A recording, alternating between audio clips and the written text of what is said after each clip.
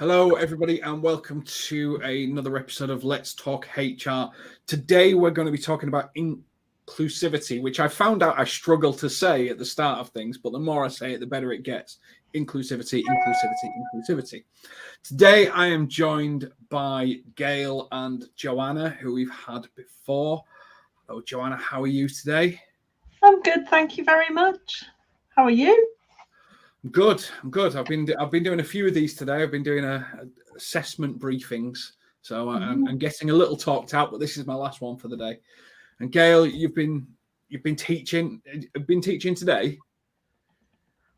No, today I'm working from home because my students are at their convocation. So I've been marking papers since about 6 o'clock this morning. Lovely. Wow. Nothing is more exciting than reading the same thing over and over again with just different angles on it. Absolutely. It's intriguing. So today we're going to talk about inclusivity and how to build an inclusive culture, how actions you should take if you feel that inclusivity is threatened. But I want to start by talking about something that's happened in British media recently. And Gail, I'll give you a bit of a background because you won't have necessarily seen this. But a gentleman who plays for Blackpool Football Club has recently announced that he's come out as gay. And he's the first British football player to come out openly and be gay since 1990. And in a football pyramid where there's 150 clubs, hundreds and thousands of players, for one 17-year-old, I think it's Craig Daniels, to come out and say, I'm gay, this is who I am, and to get all the support that the British media have given him, which has been spectacular. It's a really... It shouldn't need to happen, Joanna, should it? But it's a positive step towards probably the most archaic culture we've got left in this country, football supporters. It's a funny thing, isn't it? Because you know, sometimes you think, oh yeah, we've moved forward loads, and then you hear a statistic like that. No one since 1990, and you think, oh my goodness, have I been living in a bubble and just didn't realize. So yeah, it's a really great positive step.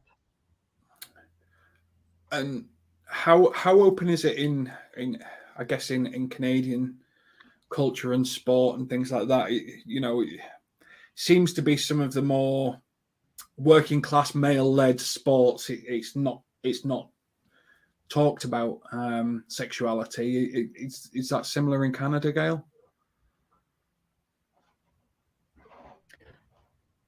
When I think about inclusivity, I want to as well. Canada has a fair number of laws and regulations and legislation in place to protect people based on their family status, sexual orientation, their gender, or their gender identity. But with that said, I also think that it's a generational thing where Gen X, baby boomers are not as open as the younger generations on promoting their sexuality or their sexual orientation publicly. Yeah, I guess it's one of those where you shouldn't have to announce your sexuality. You shouldn't have to announce you've got these issues and stuff like that. Yet we find people, because people are still getting used to this freedom of choice, I guess, there's still people with quite a lot of historical religious beliefs and stuff like that. How do we push the needle forward, Joanna? How do we just help people understand that people have these choices and this understanding of how things go without being, I guess, rude to their religious beliefs?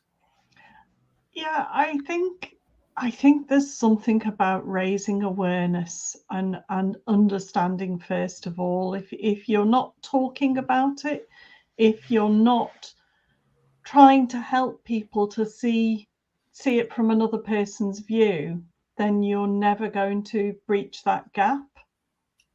I think it's I'm sure everybody's seen some of the white privilege videos. Have you seen the one in the American school where it's take a step forward if, take a step forward if, and then it says run the race, and the only people on the back line are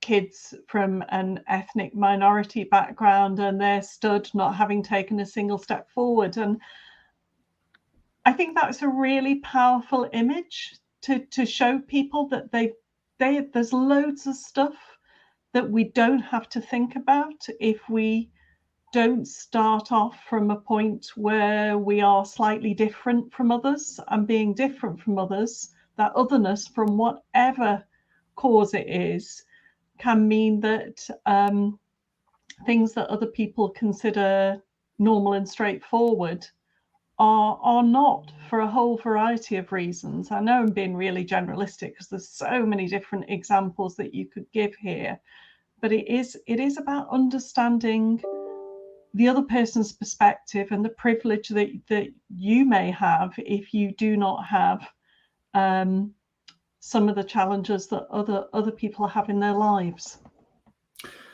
Yeah, and I think, Gail, some people get triggered by the word privilege. I'm a white privileged male. Now, that doesn't mean that I've had a head start in life. I've had quite a difficult upbringing, but because of how I look, people make privileged assumptions about me. How do we normalize the word privilege? Because it's not a bad thing.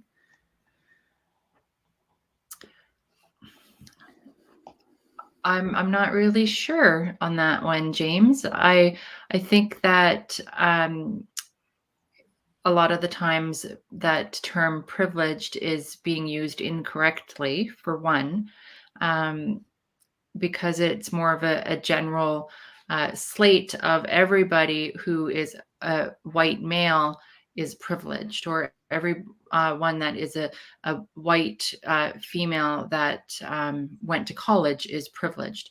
And that's not always the case. I think that there's putting that slate on everybody creates a bias in itself. So being aware of everyone's different situation and individuality is probably more important than labeling people by how they look, because really that's discrimination 101. So having that inclusive approach and an individual approach to every situation is probably the better route to go. You make a really good point there, Gail, and I think probably kicking into our first topic, which is how do you build an inclusive culture? I think you pretty much hit the nail on the head, didn't you, in terms of start with commonality and don't label people, and you're not creating segregations that way. When you're trying to build an inclusive culture, when you're putting a team together, or you're trying to bring a team together, what's the normal first steps that you take? That is really complicated, to be honest. I know for the way that I would approach that situation, looking at your current team and determining what the demographics of your team currently sit at, looking at the gender of your team. So if you have 100 employees and 20 of them are females, 100 of them are men. Then looking at, like here in Canada, there's 4 protected designated groups. So it's women, Indigenous population, people with disabilities, and visible minorities. So that's where I would start, is looking at those 4 protected groups in the workplace and determine if my workplace is a fair reflection of what my geographic location is. So I would pull up my Stats Canada report on the location of my operations or business and compare it to that, and set that maybe as the bar. So if the population reports an even split of 50% men and 50% women, and I only have 20% women in my organization, I may want to set that standard of 50% women. If my geographic location reports 47% of the population is a visible minority, then that perhaps would be the goal that I'm setting for my organization as well. And then, of course, along with that, you're also going to want to, see, I told you it was a very difficult question to answer, right? Also looking at the levels of the employees in your organization. So if those 4 protected groups or visible minorities, women, Indigenous, or people with disabilities are all entry-level positions, and all of the positions at the top senior level are, the stereotypical white male, then how can we make that more equal or equitable among all levels of the organization to ensure that those protected groups are also getting their foot in the door for promotions or that training and develop to grow as professionals in the organization? Whilst a detailed answer, Gail, I think it's exactly what people should be doing, and I don't think it's not unfair, is it, Joanna? You're not being inclusive if you try to break down your organization into its variable stats, are you? It's a sensible thing to do, to understand the statistical makeup of your business and all the different variables, so that you can try and address things in the right way. You're not being discriminatory if you want to bring in more females because there's an imbalance in your organization. No, I think Gail's spot on that, at an organizational level, you should represent your community, and your community might be local, it might be national, depends on what you're doing. But just as a basic starting point, there should be something there. I think I would possibly even go further and say that, if you were able to, you could look at whether there are any biases in particular type of jobs. An example might be a gender bias for a particular role that's dominated by one group, that you might want to think about why that is and challenge it. And, especially if there is a relationship to the salary in that group and there's some sort of bias. So I think the stats are a really good place to start. What are they telling you? And in an ideal world, I think you'd also want to know whether there's any intersectionality. You're going to have to explain that one to me. So intersectionality is where you might be a Black, gay, deaf person, and that you've therefore got the intersection of more than one protected characteristic. And actually, when you start to delve into that, we're not just in one box. None of us are just fit into one box. I'm old and white, so that's old, white and female. That's a few different boxes you could put me in, and I think you can say that about anyone. And I think it's great to have protected characteristics, but they can mask, if we only look at one aspect of them, other things. So there's a lot you can do with the statistics. You do need people to be willing to declare, and I think you should be worried if you feel that you're maybe not getting full disclosure, because I don't know, Gail, how it is in Canada, but normally with protected characteristics, it's up to people whether they choose to declare them or not. And some people prefer not to say, and they'll, it's never identified by an individual, but if you've got a lot of prefer not to says in your stats, then it's already telling you your people don't feel comfortable being open. And then how inclusive are you if that's the case? And certainly I think that here in Canada, that's more of the recruitment process, where people have that option to disclose if they're a visible minority or have a disability or whatnot. And once they are hired in that position, I think that they they have the option to disclose that information, but it's highly encouraged just for the fact of having that diverse workforce in the organization, and having that availability to have those discussions about diversity and inclusion. One of the stories that I quite like is one done by Sir Clive Woodward, which is when he first got together the England rugby team. And one of the stories is when the first meeting he ever had with the team, the players turned up 5, 10, 15 minutes late. They were on the phones, they were in different clothes, personal clothes. They all came in chatting to each other.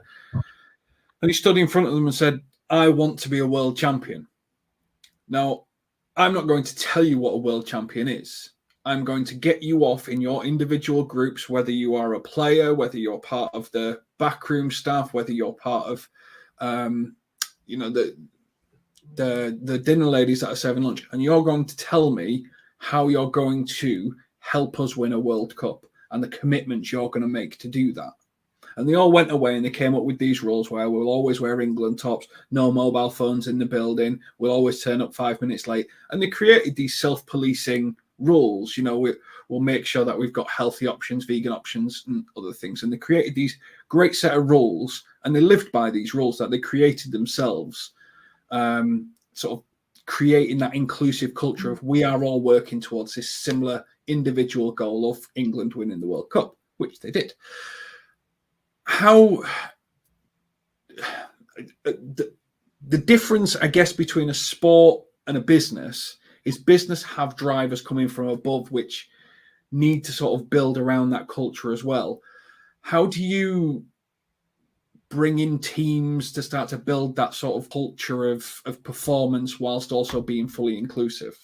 And Gail, I'll come to you first on that because your last answer was so detailed and helpful. Well, I think that the answer to that is twofold. First off, the external environment, obviously. So you're looking at your pest or your pestle analysis of the external environment and factors that are affecting your organization, but you're also looking at activities and events that are internal as well.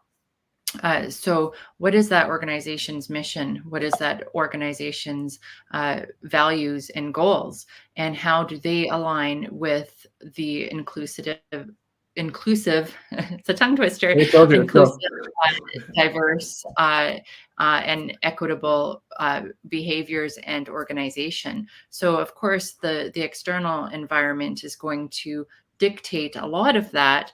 However, what that company does with that information and their internal policies and goals are going to really reflect what they stand for and how they're going to reach those inclusive and diverse goals with their stakeholders. So I find that the organizations here in Canada, a lot of them have some kind of DEI policies or statement that is attached to their goals and their values on their website and part of their organization.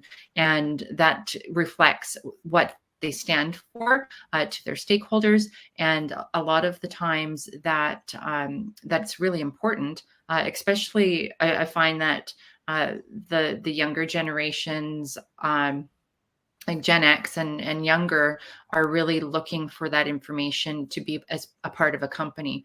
If you go back and look at companies that have participated in child labor or setting up subsidiaries or contract companies in areas and countries that have lower employment standards or lower environmental standards, they don't stay in business very long anymore because their stakeholders want them to do better. So I don't know if that answers the question, but Definitely.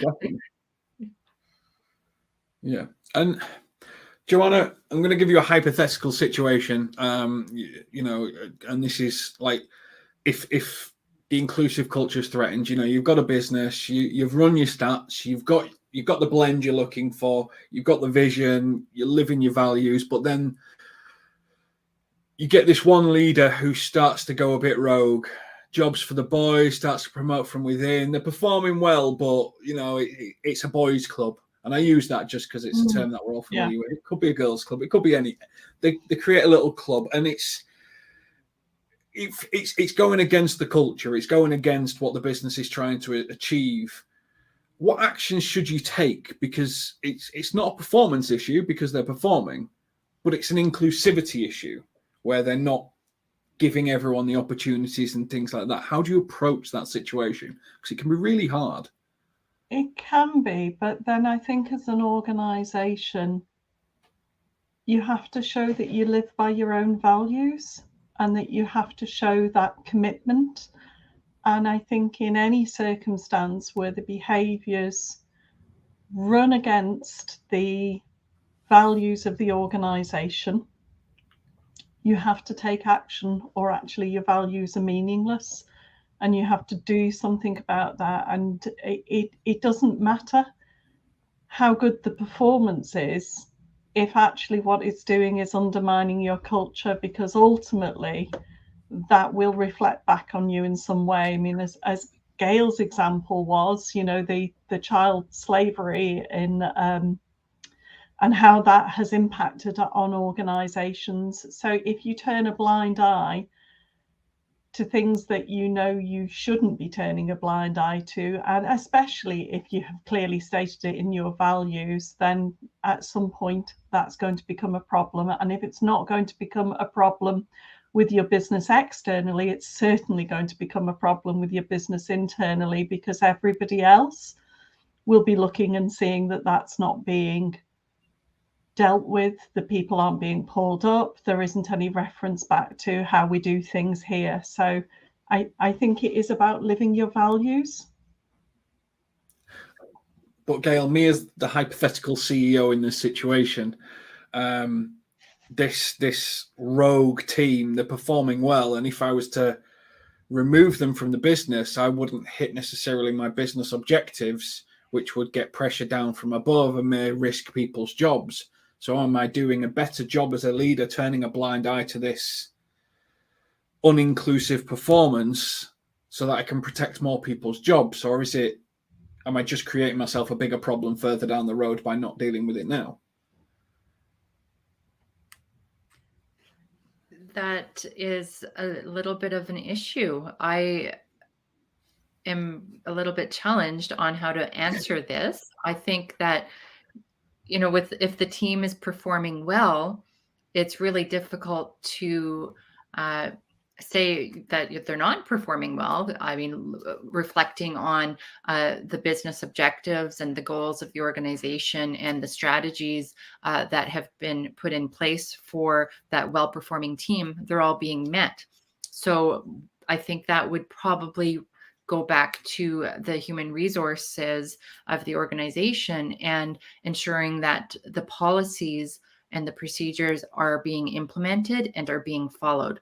So if that organization is really engaged and supporting having that equitable, diverse, and inclusive work environment, they would have policies on that. And that would be the HR's responsibility. So the chief human resource officer or the HR director, whoever is in charge of that department, to really take that over and make sure that those policies and goals for the HR department and HR strategies are being enforced. Yeah, and I think kind of go on. I'm going to jump in. Arguably as well, if you are a senior manager, CEO, manager, whatever, thinking that, you may be giving yourself an excuse to not deal with the behaviors, because the assumption that the performance is somehow not going to improve if you deal with that. You don't know how many people you've got in that team who are actually really suffering because of what's going on. And even though they're performing highly, actually, personally, it might be really, really difficult. So I think the assumption to leave well alone is not necessarily the best one. I mean, it is a person under pressure to make that decision to take action. But I still think, really, you got to take that step forwards, because you don't know what damage you're creating in not. Absolutely. And it's why you get paid the big bucks, isn't it? You get paid the money to have the difficult conversations. Yeah. And to ensure that performance stays the same. And it takes us on to the next point, and something me and you, Joanna, have done a lot of over the years, which is professionally disagreeing. Because you can have an argument, you can have a discussion, you can disagree, you can be at two polar ends of things. So me and Joanna have been many a time. But you need to be able to have that professional disagreement and conversation about it. So if you, as the HR manager in this situation, Joanna, in this hypothetical company where I'm the CEO, are coming to me saying you need to deal with this issue because of this, this, and this, you need to feel comfortable having that professional disagreement, because it's not saying no, it's not, making these outlandish statements or threats or anything like that. It's about saying, this is a benefit of the company, this is the benefit of the culture, you don't know this, you don't know that, as you were mentioning before. Yeah. How do you prep yourself for a professional disagreement? Because normally we fly by the seat of our pants, but that's not how most people approach things. I think actually, if I go from our experience of disagreeing many times, it all comes down to trust, and trusting and respecting and listening to other people's views, which is a form of inclusivity in itself, that you're prepared to listen, and that you're prepared to really listen to a different opinion and consider it. And I think that's actually, maybe professional disagreements are modeling a form of inclusivity. I don't know whether I'm really arguing for that. What I would say is, it's back to your first example. And in rugby, Clive, did you say Clive Woodward? Sir Clive Woodward. He got knighted. Clive Woodward. So he asked everybody how they would contribute to his goal to be world class. You're setting a vision, and you're engaging everybody in that vision. And I think that's part of it. So if you're all heading in the same direction, and and trust that you're all heading in the same direction, then you can have a professional disagreement, because you're not trying to go somewhere else. You're actually both so keen to get to the same destination. You just have a slightly different view on the path. And I think that, shared vision is a really important part of it. Gail, it can be really hard when you're passionate about something. You believe this is the right path, but someone else might have a little bit more expertise, or they might be in control of the situation. So it's about articulating your concerns, but it's not necessarily about winning the argument, because that's not always the most beneficial thing to do, is it? When do you know when to sort of back off from that professional disagreement and sort of say, as long as you understand my point and concerns, then we're good? I think that in that type of situation, if as long as the difference of opinion isn't going to really impact the strategy of the organization or the goals and the outcomes of the organization, it could be okay to step back, and rather than having those heated discussions, take that cooling off period, 24 hours or over the weekend or whatever, and really reflect on that discussion. And if you're not ready to hit the ground running with someone else's view of how to get things done, just send an email. There doesn't always need to be that conflict to come up with these ideas. Having the benefit of sending that email could even be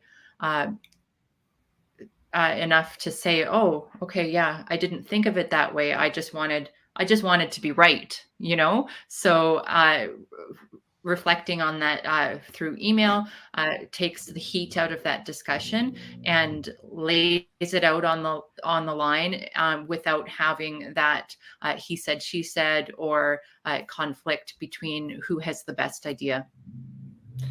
Yeah, and I think for me, from my experience, disagreeing isn't always conflict. Sometimes I think it's good to disagree. And I've been in situations where we've had to build people's confidence in disagreeing situations and going against each other, because I guess people get that loyalty, don't they? You have to back me if I'm saying something. You've got to do that. You're not loyal to me if you don't do that. But I guess, John, it comes back to that vision, isn't it? Is everyone's got to feel comfortable to put their view forward to make the business better or the goal better. As everyone knows what the vision is, it makes those disagreements less personal, I guess.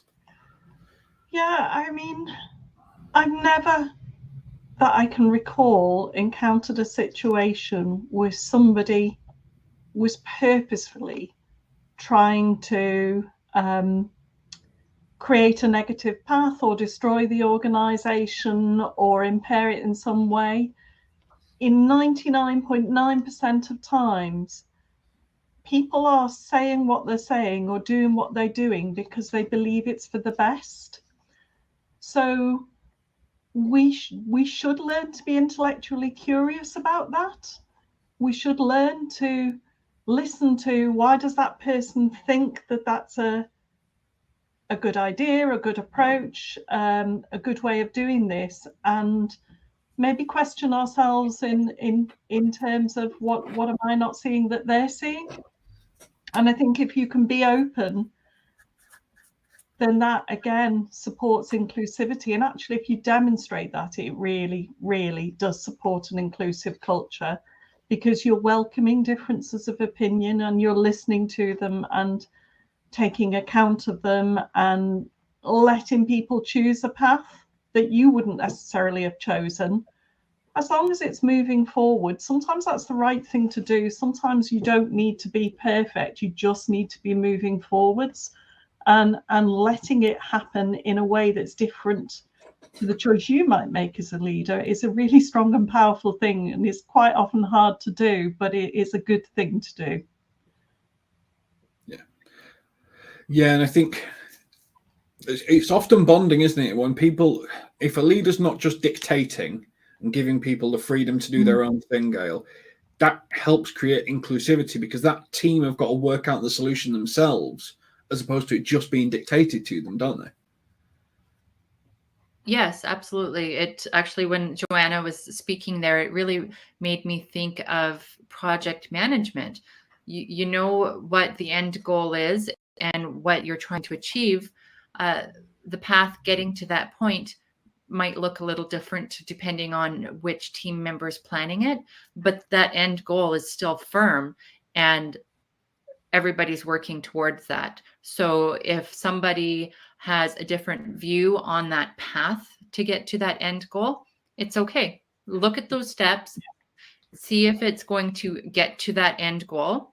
And if it works, let's do it. If there's a problem with that path that they've created to get to that end goal, then that might be a point to discuss. But really, if that end goal is the same on differing opinions, all the stuff that's in the middle really isn't that important as long as it's heading towards that same goal.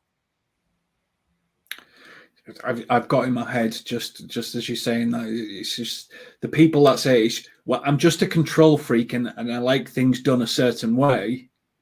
That's non-inclusive behavior, I guess, isn't it? Because you're not giving people the freedom to think, but it's not at the same time. That's just what was going through my brain, so I said it out loud. Yeah, I doesn't inclusivity work in all ways, you know, accepting that we have differences, accepting that we have needs, anxieties, etc. I think self-awareness is part of the journey, really. but then accepting that different, you know, if we're going to be genuinely inclusive, that people express things in different ways, will be good at different things, we'll have different insights. That's all part of it. And at the heart of everything is at least just being open to hearing, to supporting. Yeah, and it kind of brings us on to the final question, Gail, which is, how can we be more inclusive moving forward? What steps should we be making to make ourselves more inclusive? Because I don't think it's as simple as just saying we're an inclusive organization, we've got these badges and stuff like that, you know, we're part of these communities. It's not as simple as that, I don't think. So what should an organization be doing, or how could I be more inclusive in 2022? That is also a really tough question, James. You're really hitting me with I'm giving you some really horrible ones today, aren't I? But I do have an answer for you. I think that people as individuals and people as professionals and organizations need to be allowed to make mistakes, own those mistakes, and learn from them. If you aren't willing or aren't able to learn from your mistakes, you're not going to be a diverse workforce. You're not going to be inclusive, and you're not going to be an equitable place to work or for your stakeholders. So take that time, listen to your stakeholders, listen to your employees, communicate with them, and make it okay to make mistakes. And learn from those mistakes. If you're not going to learn, then there's no point. Joanna? I think I'm going to give two answers here. Our Okay. first answer is very straight down the line of HR. You actually need to make sure that all of your policies support inclusivity, and that you don't have any aspect of your policies which don't support. So I do think there's a job of work to do, to just go through and make sure that you know, there's nothing in there that's a barrier to inclusivity in terms of language, presentation, readability, accessibility, etc., etc., etc. And I think my second answer is that as HR professionals, we should be encouraging rewarding inclusivity. Whether that's soft rewards, hard rewards, it doesn't really matter. But if you want to create an inclusive culture and it is new to the organization, then you definitely have to praise the behaviors you want in whatever form, whether that's promotion of them or, like I said, hard rewards. You have to focus on that, and you have to make a concerted effort, because otherwise all you're doing is saying it on paper and not really following through. So I think that would be a really sensible thing to do to support the culture actually establishing. Okay. So to summarize what we've covered in today's Let's Talk HR, building an inclusive culture is worth looking at your organization statistically, understanding where you fall within your demographic, in your region, in your business sector, where people sit within the organization as well, and just understand the holes you've got in your business from an inclusivity basis.